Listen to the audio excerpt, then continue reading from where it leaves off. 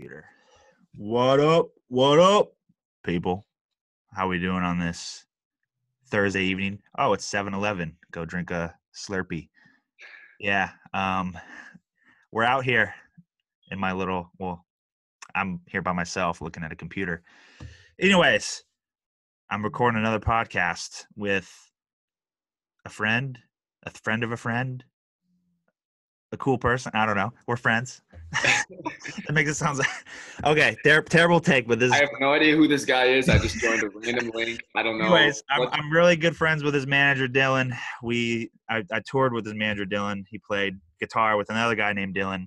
It's all confusing, but anyways, he's dropping an album tomorrow, and I wanted to talk to him, and he's hit me up a few times saying he's listened to the podcast and followed from afar, and I'm just like, dude, let's do one. We did it.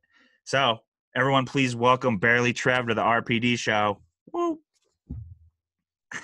It's great to be on, man. No, seriously, really appreciate you reaching out to get me on the show, man. I feel very honored. I feel like I'm making my late night show debut right now or something. So this is gonna be fun. Well, I'm flattered. If who knows? Maybe I'll be a Jimmy Kimmel or be the first Ryan Podgorski, but here we are. Someone's got to start somewhere. That's right. Yeah, I mean, we kind of talked about it off the air, but it's kind of crazy. This is like really the first we've known each other for like a little bit, but like this is the first time we've actually really like talked other than through text or DM. So this is kind of cool, man. Yeah. I think I've known of you for at least like over a year. Yeah. So it's cool to actually have the first like real conversation. Yeah. Yeah. Shout out to your manager, Dylan. He's the man. Very talented dude. I mean, as you know, he does it all. He's just one of those guys. He's an all around man. He's been mixing and mastering my music since I was in high school. So, really? Holy hell. He's been my acting manager before he was even my technical manager for probably 5 or 6 years now. So yeah, he's the man. He's the man with the plan for sure. Let's go. Did you guys go to high school together or? He's a few years older than me, but we went to the same high school.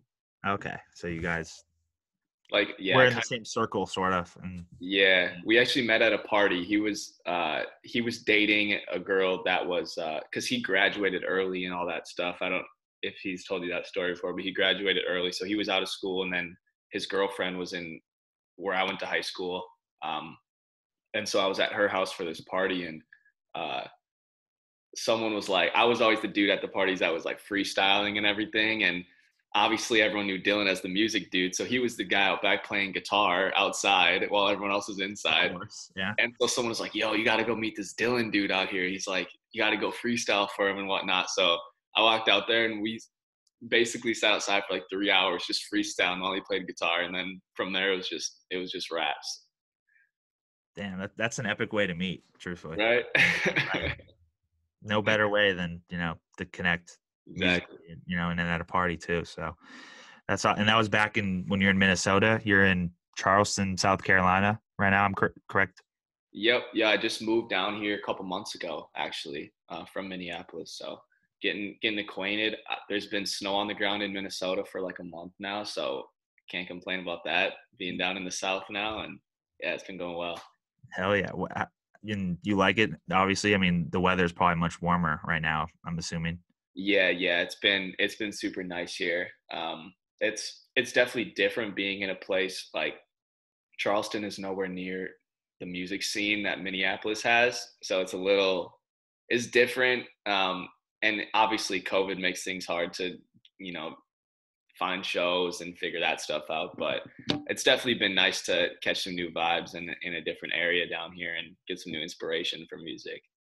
That's great. Yeah. I mean, I feel like no matter where you live, there's always like a pro and a con, unless you're in like California. That's like way more pros than cons, but yeah. but still, like it's like either there's always a trade-off somehow. But that I'm glad you like it, and I mean, it seems that you're making connects down there. I mean, I know you got a few friends a short few hours away. Yeah, Chris and Manny and them are up in Charlotte, which is like 3 hours flat for me. So I've been up there a couple times, which has been sweet. Those are the guys. Those guys are the guys. That's right. You were the reason we got connected in the first place, man. Oh yeah, that's right. I try not to toot my own horn too much. I guess it's true. I mean, Chris reached out to me and was just like, "Hey, like, I want to get a feature on the song. Who do you think would be good?" And I think I gave him a list of 5 artists. It was like people I knew fairly well, and I really, I love Found Me. Like that was like I think what Yeah, Dylan first showed us on tour, and I was like, "Whoa, this is like really good." And Chris was like, "Who's Trev? Like what?" Like I'm like, "Just listen to it." And then he was like, "Dude, I think he's perfect." And then yeah, I guess we went from there. But I'm glad I heard, it seemed like you guys really connected at Good Looks Music Festival and all that. So that's yeah, really cool to hear. I think that's the coolest part about the whole like music industry is like when you yeah. like collaborate with someone or acquaint with someone, but then when you like build that like genuine friendship and connection, and it's just like, man, like this is what it's about. Dude, it's crazy how like music just brings people together. Honestly, like it's so. I mean, it's such a deep level of like connection for friend as far as friendships go. That yeah, man, it's like it's just on a whole nother level of connections. It goes past just networking, really.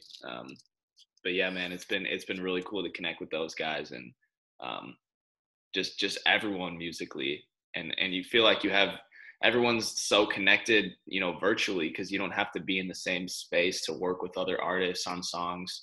Um, so it helps too. It feels like you just have like a family everywhere, basically, wherever people are based. So yeah, it's been awesome. It is really cool with the virtual thing, kind of, because it's like you don't. I mean, I know it seems like claiming your own. I mean, it's cool to like rep where you come from, but like I don't think it I mean, I'm not trying to say it doesn't matter, but like you can kind of make it happen from wherever if you use it, at least if you're using the internet as your tool. But Yeah, um, I mean, I'm not trying to say like being from New York or LA or wherever, it doesn't matter, but it it, it you can kind of be wherever. I mean, you're seeing a lot of people move out of LA and move to like Montana or like Tennessee, yeah. like just random places. So Definitely. Yeah, it's always I think it's a good line between like repping where you're from, because I mean your hometown fans are always going to be the one that they're always going to show out for shows and they're going to be your biggest supporters, but um, you have to branch out at the same time. And there's no you're right, like I don't think there's one specific place you have to be. I think the last few months just as gearing up for this album with some of these singles, I feel like I've been at the peak of my momentum that I've ever been at as an artist. And that's being out here in Charleston where I don't even know anyone. It's being in a place where I have no connections and it's still happening. So, um, yeah, I don't think it's obviously like LA is great. There's so many people there to network with. A few times I've been out there, met so many people, but, yeah, man, you can make it happen from wherever you are if you're really grinding, I think. yeah, I agree. As long as you got your laptop, your phone, and yeah, Right. that's, That's all I need. yeah, that's all. It's Maybe crazy. a mic. Oh yeah, no, a way to record, obviously. But Yeah. I'm curious though, like what made you like inspired or want to get into making music? Was it just like something that you tried randomly, or was it just like you Yeah. like were so into this sound, or like that you're like I want to try this because like this speaks to me, or like I'm just curious. What's the story behind that?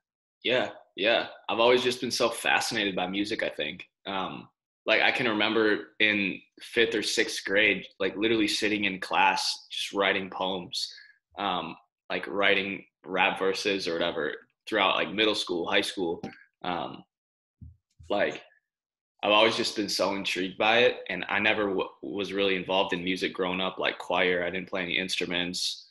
My family, isn't really musical. So it was more something that I kind of just like, it's one of those hobbies that you kind of keep under wraps, and you kind of just like do, but you weren't taken very seriously. And yeah, it wasn't until like the end of high school that I actually recorded something for the first time. Um, and dude, from there, I just like fell in love with it, man. And I fell in love with the process of writing. Like, honestly, there's so many different steps to music. There's like the writing, there's the recording, maybe performing, all the different things. And my favorite part's always been the writing. I probably write a song a day.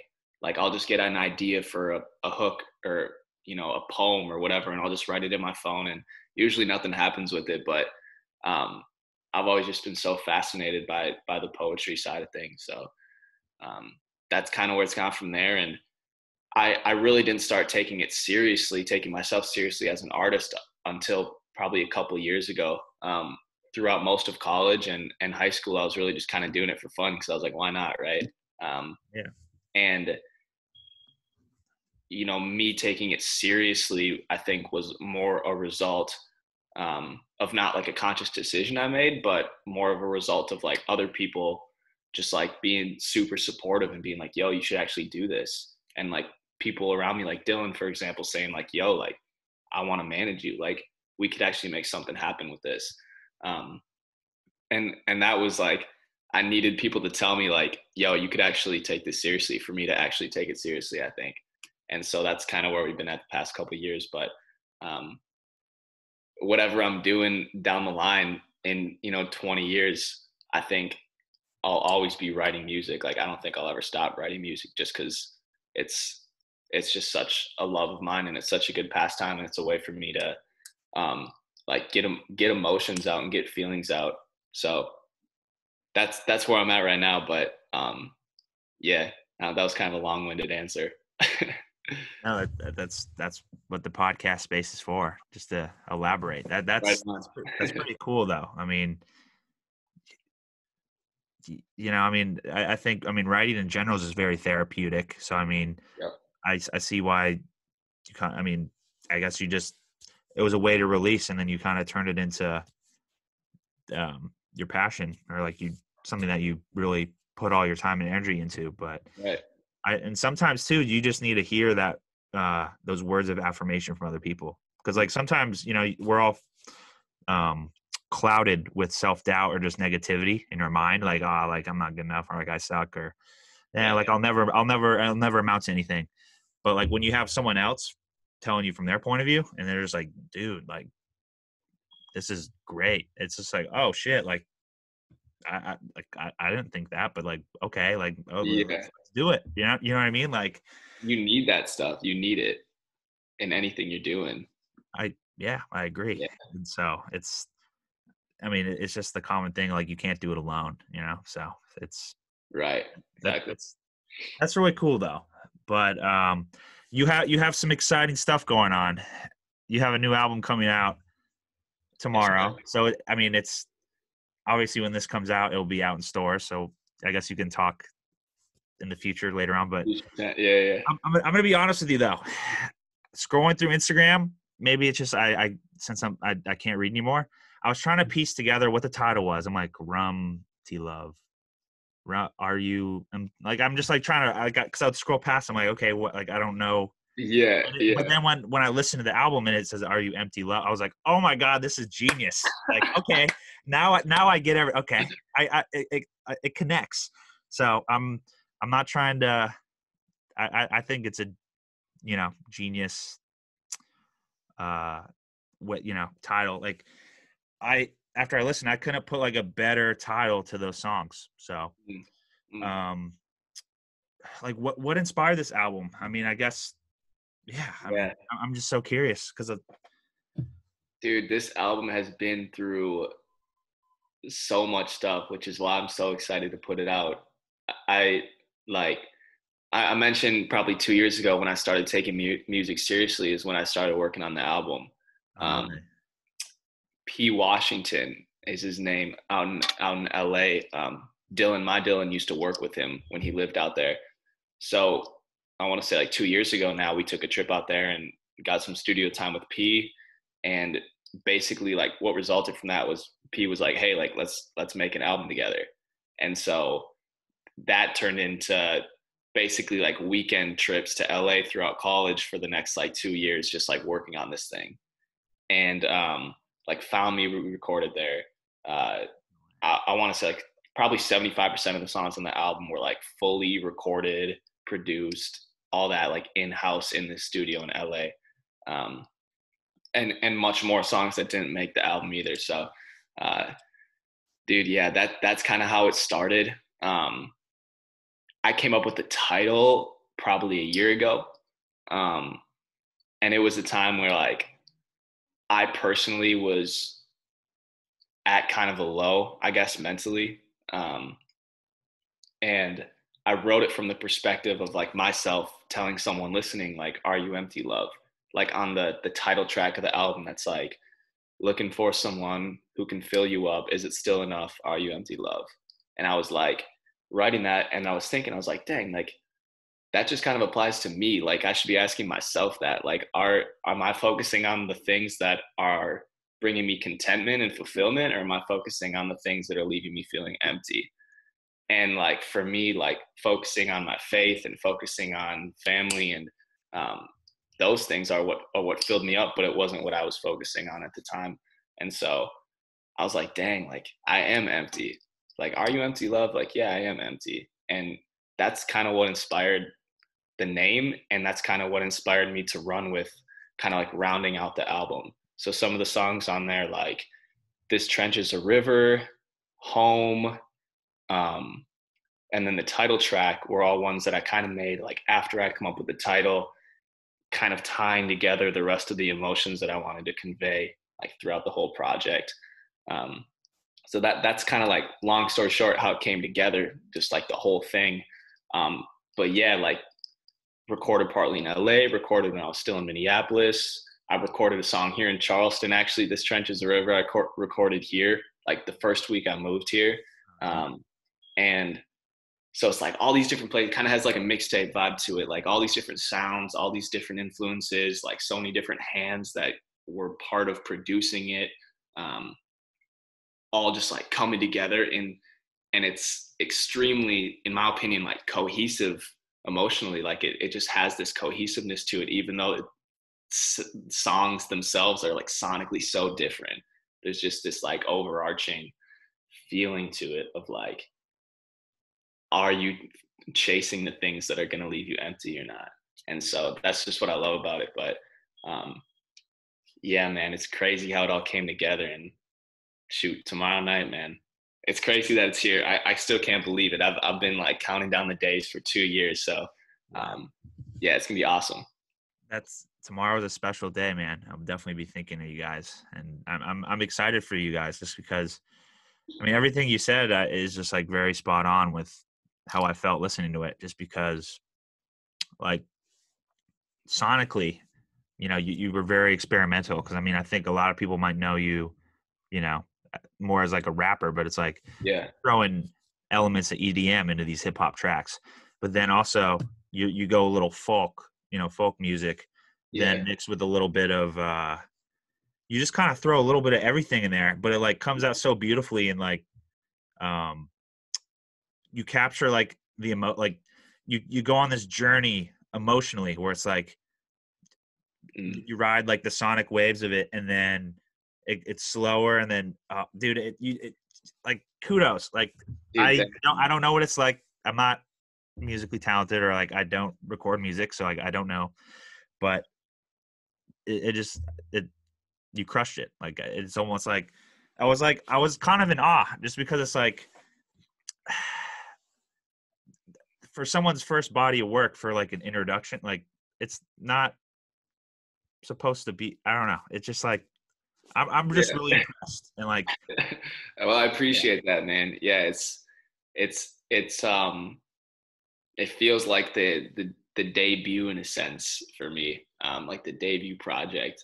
Even though obviously I've been making music for so long and putting out mixtapes and stuff, but it feels like that. Like that's kind of just the way that the momentum's been going the past year or so. Like it feels like that, and I'm glad you noticed, kind of the change in emotion, like the roller coaster, and kind of like leading throughout the album. And that's kind of um parallels like my life and or how these past 2 years have been, like emotionally, like riding those highs and then like hitting the lows. And that last track is kind of like the mellowed out, like reflective song, right? So it's kind of like looking back and reflecting on it. But no, I'm glad you mentioned that, man. And yeah, it definitely has a lot of emotion and experience in it. So I can tell. And another note of mine is just like it didn't sound like one bit that like you're like, okay, track one, we're gonna, or like we gotta like make a hit out of this. It was like I could tell it's literally what like it came from you. Like it's not, it wasn't, nothing was forced. Like, which I mean, how it should be, but it just, yeah, you could really tell that like this is very authentic. I appreciate that, man. Yeah, definitely. Um, so like when you're making these songs,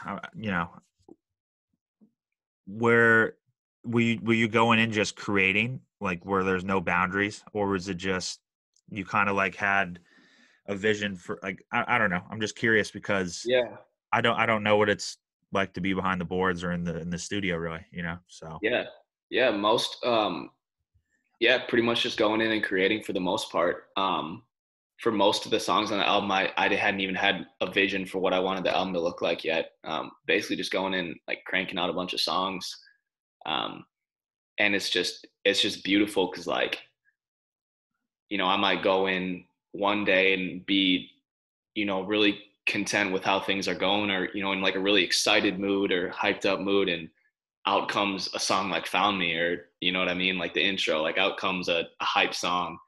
Or I might be heading into the studio, like had a rough day, some things are happening, and I just go in creatively without boundaries, and then out comes a more like sad song. So that's kind of the approach I had with it, was just kind of letting my emotions out, whatever I was feeling in the moment, um, and then kind of piecing it together in the aftermath once we kind of had everything there. there, yeah, I could totally sense that, and I think that's really just so important. I'm a fan of what you create. I've probably said that a few times. Anyways, Oh man, I like you said, the words of affirmation, man. I appreciate it. um, shoot, I totally blanked on the follow up question. So shoot, it's been a long day. Um, what It'll was? come back Oh, maybe. oh, yeah. Um, features. Like, how did you decide the features for it? Was it more of like a brainstorming thing, or was it more of just like you knew right away, like you wanted to get Chris Buxton and Dylan Reese and no big deal, and there might Yeah, be one I don't have the. I should have yeah. put the track. JJL and Nate Okay. Dunn. Yeah. Uh, yeah, yeah. They were mostly in the moment. When we got the uh, Dylan Reese feature, that was, we probably only had four or five of the songs made at that point, because he hopped on that track out probably like a year ago, and that was like right away. Like we made it. I was like, I think it was, maybe was it after? It was before you guys went on tour. It was before you guys went on tour, but I knew that my Dylan was going on tour with them. I was like, yo, it's like we might need to get Dylan Reese on this one, and so we made it happen. And um, the No Big Deal one was planned, I would say. Like I had a connection with him, and I was kind of waiting until I like had a right song where I felt like could fit for him. So yeah, that the armor came out kind of from me, like wanting him for a feature, kind of having him in the queue, and then making a song that was kind of more catered to him. So that's kind of how that one came out. Um, Actually, the song that Chris is on, Home, we had another feature on it. We made that one a minute ago too, but we had another feature on it, and some stuff happened. Like I won't say bro's name, but like dude got like canceled type stuff. Like was like found to be like doing some bad stuff. And so we were like, nah, like, we got to take this off. So at actually at Good Looks is when I showed Chris the song at that music festival, and he was like, yo, that's fire. And so I just sent it to him, and got one back from him. And honestly, his was 100 times better than the one we had anyway. So I'm glad how it turned out. Isn't that kind of crazy how when things don't go a certain way, but then they kind of this not the original way, but like the way that it wasn't supposed to go, it ends up being better. Isn't that like so weird how it happens in life? Just it's like, It oh happens so often too. It seems like it. yeah, but I mean, I'm glad you and Chris, continue to work. I mean, me and him, have a history, and we met on the internet and we worked together, and you guys just have this chemistry, on the record, just like with Caught Up, Yeah. and then this new one, Home, on the album. So it's like it's cool. It's really cool to see, and it's always dope when two artists just create. London, yeah, yeah. No, I feel the same way. It's been really cool to see that kind of blossom. Yeah, absolutely. Um, well, since this comes out like after the album's out, what do you want to, so like pretend the album's out like right now, like obviously, okay, that sounds awful, but okay, the album's out right now, like what do you want to say about it? Like, is there anyone you want to acknowledge, or Yeah, yeah.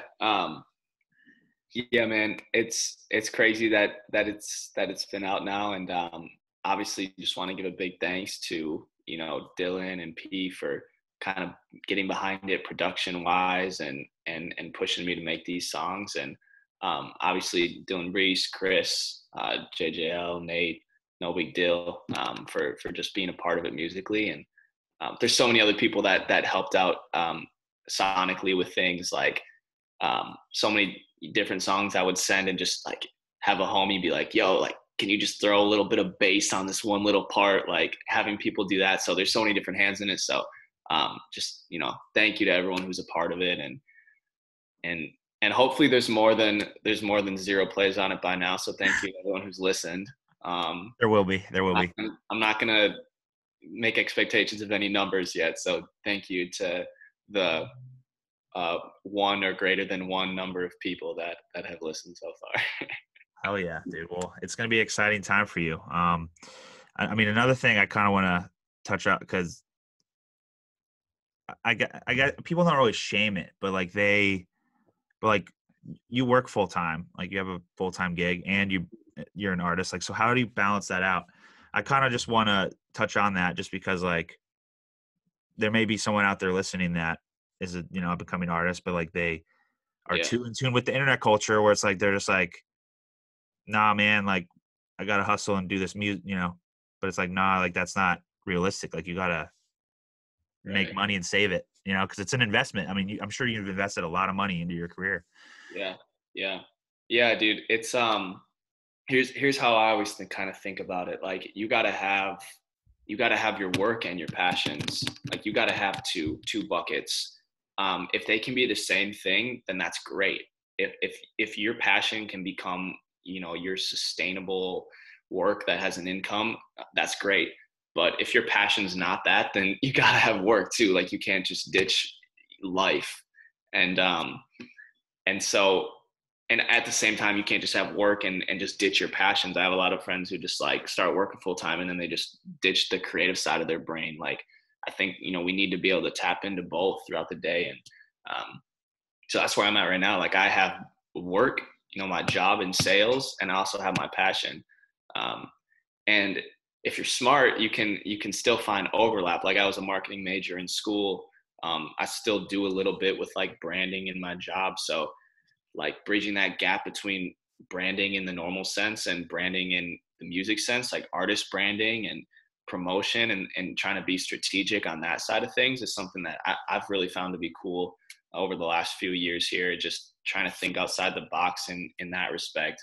Um, but yeah, man, it's you just got to have time balance. You have, balance in your life. Like you got to make time for your passions even when you're working full time, and you also got to make time for rest too. Like that, like I would put that in the third bucket there with the three. Like um there's been months where I've written a song every single day on top of working, on top of school or whatever it was, and then there's been months where I haven't even stepped in a studio once for 30 days straight. Like, and that's okay. Like you'll be on highs and lows depending on just how you're doing. But um, you definitely have to, you definitely have to just have that balance. I think has been super important for me just to have that outlet.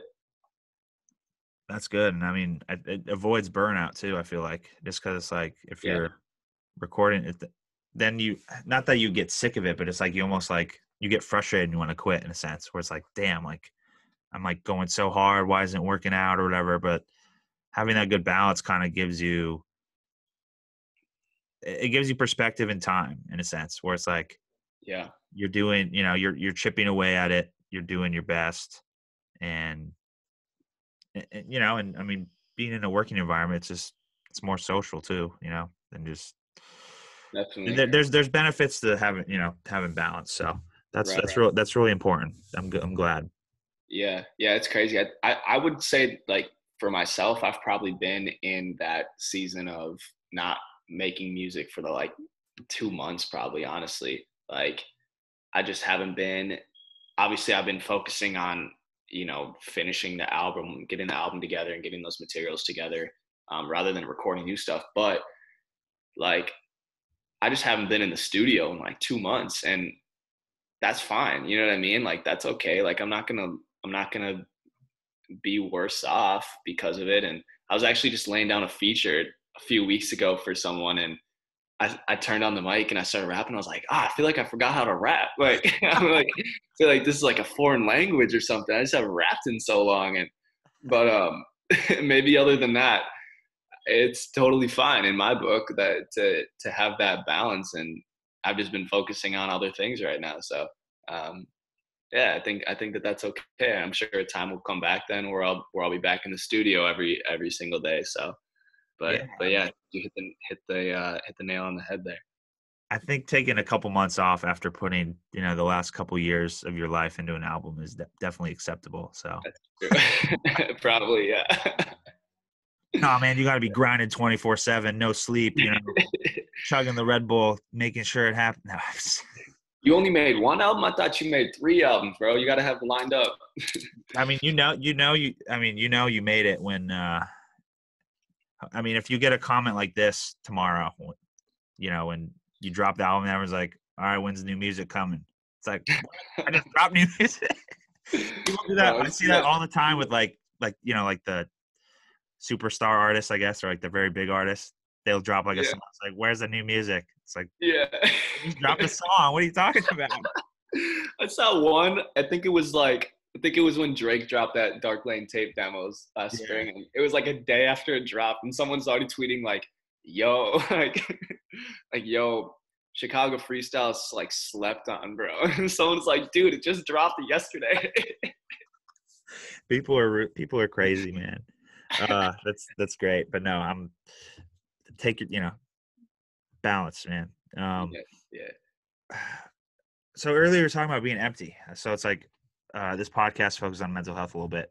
Like I mean, obviously you're human, but like as an artist, I guess people kind of see your highlight, the Instagram and all the socials, and it's like they kind of get a false perception that like you're not human in a sense.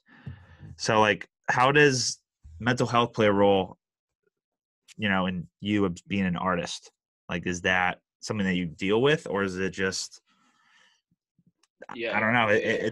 It's a very curious question, just because it's like I mean, it's talked No, about a lot, but it's not talked about enough. So yeah. I was gonna say I appreciate the question, and I appreciate that you are making that a focal point, to talk about, just because it's not talked about enough. Um, and so, yeah, man, I'll say, like, I've never personally, really dealt with a lot of mental health, stuff, I guess. Um, Obviously, like, I've had so many people close to me, like really like close friends that have. Um, for me, in my experience, I've really never been type of person that's super in tune with their emotions. I wouldn't say. Um, I've never been the type to like really sit and reflect on emotions or like reflect on how I'm doing mentally. Um, but for me, like music has been that one way. Like I'll never talk about my emotions. Like if I had a bad day, like I'll just like I don't really tell anyone. Like I won't open up a lot. Um, but I will sit down and write a song about it. And whether I like want to or not, like stuff will spill out. And I'm sure other artists can relate to that. But I have so many songs that'll just never see the light of day because I look back at it and I'm like, oof, like probably shouldn't be sharing that information in a real song to put out. So um, I've definitely put out, you know, some dicey stuff before. That's pretty personal, but yeah, that's just been my outlet personally. Um, and so my, I guess, objective in that whole grand scheme of things is how can I just be like a listening ear, and how can I be learning about what the people close to me are experiencing. Um, Obviously, I've had bad days and like I've been down, and I've gone through seasons of my life, like I said, that like I just wasn't focusing on things that were fulfilling to me, um, and it's tough. Like it's it seems like we're in a season right now, just generally as a nation, that a lot of people have been experiencing that, just through being quarantined and not being able to see people. Um, so yeah, it's just crazy. But for me, one of the big things has just been like having to take the time to actually like listen and try to understand better what people around me are going through, and how I can help, and not just come at it with like logic, but come at it with empathy. Because my first instinct is always to like fix it, like, oh, you're feeling down, like just do this, you know what I mean, like, because that's what I always tell myself, like that's how my brain works. And so obviously like it's not always the right way to approach things. So that's been a huge learning point for me recently, is like how can I approach things with empathy, and not just try to fix it right away. That's been huge for me. That's that's really good, man. I mean, it's the human mind is very complex, and not everyone's is wired the same, or they just don't have an outlet, or I mean, or they're just chemistry's a little bit off, and Yeah. it's good. I mean, I'm glad that you take that approach, just because, like, I mean, I think they say like sometimes the happiest people are like the most depressed or whatever. Like they're just like faking a smile, but then they go home and lay in bed Yeah. alone. And it's just like you know what I mean? It's just like it's crazy, but that's good. I mean, because there's always, you know, there's all sorts of ways to like, oh, like just do this, man, like you'll be good. But it's sometimes people just need that ear, you know, and it's Mhm. like, so that's Yeah, just a better like just understanding, I guess, across the board, I think is great. And conversations like these, I think, are that's how you get there, right? Like just being more open to having conversations with people in general, I think is a step in the right direction. Like definitely something I should be, focusing on more than I am right now. yeah. I mean, I think it's just important to be there for your friends or make sure they're okay. But I mean, it's part of the reason why I wanted to do this podcast. And I mean, I don't focus it fully on mental health because, like, I mean, I don't know enough about it to talk about it for like an hour or whatever Mhm. and whatnot. But it's something because, like, I've got a lot of cool friends, I like to think. And it's just like people see them in such a light. And it's like I want to dive a little deeper and hear them elaborate more just on their Yeah. life or just like what they're working on, but like on a deeper scale. And then, you know, I listened to this podcast pretty religiously. It's called Inside of You. It's this dude, Michael Rosenbaum. He's an actor and he interviews all his actor friends and stuff. And like a lot of them are just, I mean, of course actors are a mess because it's like they have to pretend that they're somebody else. So, Yeah. but like that, listening to him, it's just like, damn, okay. Like I want to do that, but like maybe do that in the music space or just people I think are interesting. So, Yeah, it's really cool. I love it, man. So conversation, and the conversation is just important. Whether people go through it or they don't. It's just good to be a good person and give an Yeah. ear. So Yeah, right on, man. Exactly. Exactly. yeah. So like what are your post or what are your plans post album? I mean, obviously that's kind of, you know what?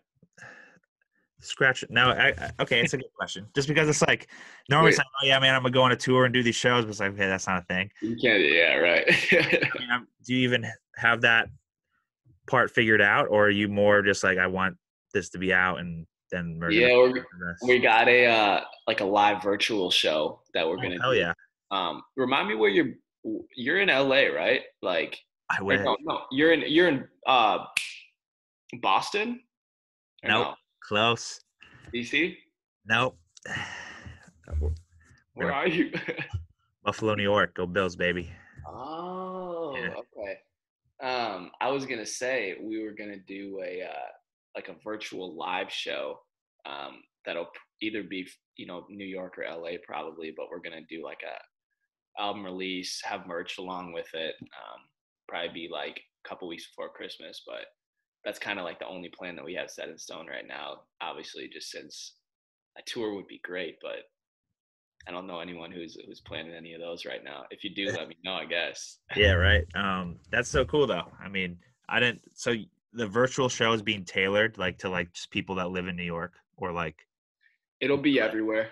Yeah. Oh, okay. Yep. I think we're just gonna do it like almost just for the branding purposes and just because there's venues up there. Um, Oh. So you're going to either of those spots to like record it or like yeah. perform. Okay. Yeah. Yeah. 'Cause I was gonna say I've heard that I've seen some artists do like the virtual tour where it's like they'll be like, okay, that all these cities, so it's like it's only available in like Toronto. And oh, I have seen that. Yeah. And it's That's like it's interesting. wild. I guess if you have you can pull it off, but like I Fan feel like base. I feel Yeah. like you're limiting yourself in a sense to that, right? Right. The internet's so vast, you may as well just let people go crazy with it. But I have a feeling shows will be back soon, but I don't know. Like, it's still gonna be a little weird at first. Oh, 100%. Yeah. I saw something that Ticketmaster was setting up some capability basically to when they sell tickets, you have to also have like a negative COVID test available, like that you can upload to Ticketmaster or something like that to get into a show or like something crazy like that. So I think it'll definitely be interesting to see how people ease back into it. Yeah, that's just so wild though. Like, oh, here's my negative test Right. for the show, but I guess they're just getting eager because it's like, How long is this going to be? Yeah. I mean, second wave, here we go. For real. Yeah. I feel like we're in like the fourth wave at this point. It I just don't, even, keeps, just doesn't stop. I don't even know what wave we're on. I'm just riding. And it's like, oh, You're on your own wave. yeah, right. I'm just like, but it's there's only so much new content that you can consume, like show like it's Yeah. pretty dry at this point. Not that I watch shows a whole ton. I mean, I like movies, but it's just like I'm scrolling through the same stuff, literally. Yeah, it's crazy. It's Yeah. crazy. Um. What other personal interests do you have or hobbies, or is that like a big mystery? Like, or No, no, no. what are you into? Like, just what do you like to do besides music and all that? Oh man, I was always like the sports kid growing up. I Oh, okay. big basketball guy, big tennis guy. Uh, been playing volleyball actually a lot the past few years, which has been pretty fun. I like to golf a little bit. The whole thing, all the sports, all the sports. Trying to think, trying to think what else I do. Man, music, some sports, some sales. That's kind of what my it's kind of what my day looks like, I guess. I have a cat. I like to cook a little bit. Okay. Uh, yeah, man, just the life of just the average life, I guess. Just your average Trev. Okay. Well, no, you're above your average Joe. We'll use someone else's name. Average, That's awesome. Um, ugh. podcasts are hard sometimes though. It's like you think you got it nailed, Yeah. and then it's like, wait, there's more questions, but then it's like, wait, how long have we been doing this?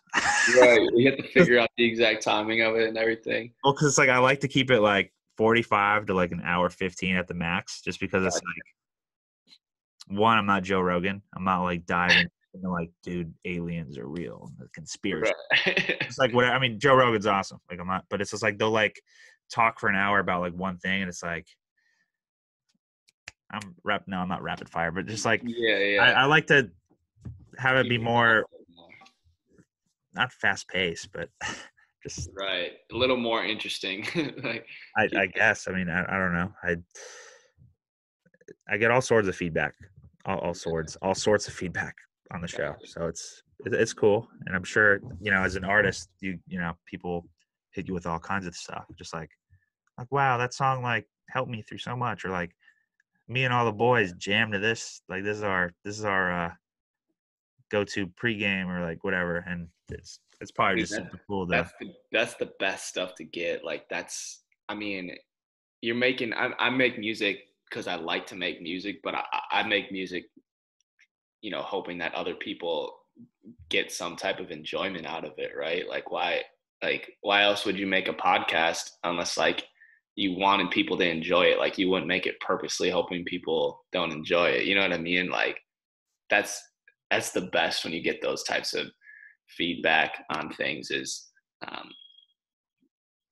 especially when it's from people that you don't even know. Like you're like, wow, like this person that I would have never had any interaction with or impact on, like I actually got to make like a small little difference or be a small little part of this person's day when they listen to my song. Like I got to be in their ear for 3 minutes out of this day. Like that's actually pretty crazy. And it's important, I think, to take that and understand the amount of like influence that holds.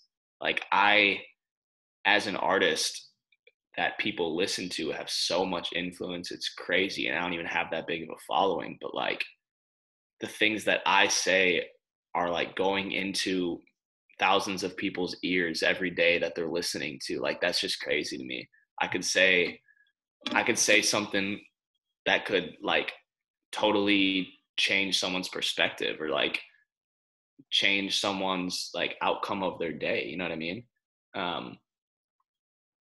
Which is wild. I don't know if that like maybe I'm talking in circles, but I think it's just crazy, like the amount of influence you have and figuring out how to steward that and what to do with it has been huge for me. And I hope that this album has a similar impact on people. So, but yeah, you're right, dude. That's the best feeling by far. and just the responsibility you hold too. Yeah. As a wise man once said, with great power becomes great responsibility. Yeah. Yeah. So I think it's probably remarkable, just like getting a random DM like that, and it's like, oh, like that's like what keeps you going almost, in a sense. Not just like in a sense where it's like I'm on the right track, I'm doing this, and just having that impact. I mean, it kind of like, as you said, it just puts that responsibility on your like I got to be careful what I say, or like Yeah. people may, not that people are like idolizing you in a sense, but just like they see you in a different light, and it's like your words matter to them, Right. Exactly. Yeah. Yeah. So My whole goal as an artist, like obviously, brands and companies, like they have mission statements, right? Like you have a mission statement for your company. Like I think it should be the same for every artist. Like every artist should have their mission statement. If you really truly believe that like an artist is a brand.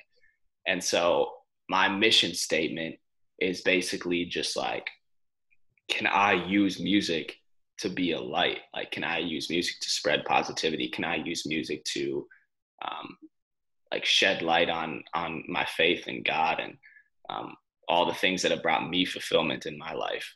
And so if I'm not doing that, then I'm completely off target with my mission. Therefore, I'm completely not aligned with my own brand.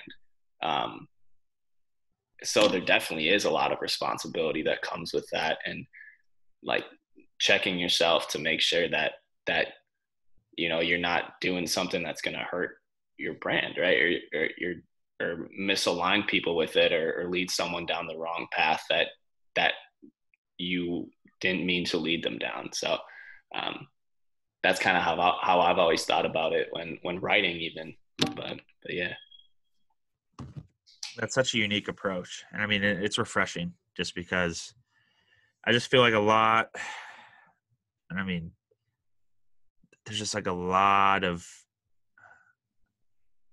not really a lot of artists, I guess, that I listen to personally, but they're just, you see on the internet, like they're just trying so hard for like this like quick moment of gratification where it's Yeah. like they'll do anything, literally anything, to get that spotlight on them, and then it's like, Right. boom, Right. it's gone. Now what? But like, I just think what you're doing is great, and the route that you're taking, it seems like you have a very the tunnel vision with the longevity mindset, which is so important, just because it's like, you know, people just see that song blew up, but it's like, no, you put years into that. It's Yeah. very rare for a song to just take off, like, Right. Out of nowhere. Yeah. So, well, dude, what are, I guess this is like kind of can be your closing statement. The album's out. Yep. You gave your shout outs. I kind of went a little out of order. I apologize. No worries. But together. what message do you want to end the show on? Just like, the album's out, life is good. Yeah. Boom, like plug away, my man. Cool. All right. It is Barely Trev here. RUMTLOVE is out everywhere now. I appreciate you guys who've listened. Check it out if you haven't. It's at Barely Trev on all social media. Major shout out to Rypod, my man here. It was great connecting with you, man. Great actually getting to sit down and talk to you. And yeah, man, appreciate all you're doing with this podcast. So looking forward to seeing where we go with this. Hell yeah. Well, thank you, Barely Trev, again, for your time and for diving a little deeper on who you are and talking about your new album. It was really fun. I had a lot of fun. And I guess until the next time, man. Till next time, we'll have to not wait another year before we do it again. Of course, I'm sure I'll see you soon. Yeah, definitely, man. All right.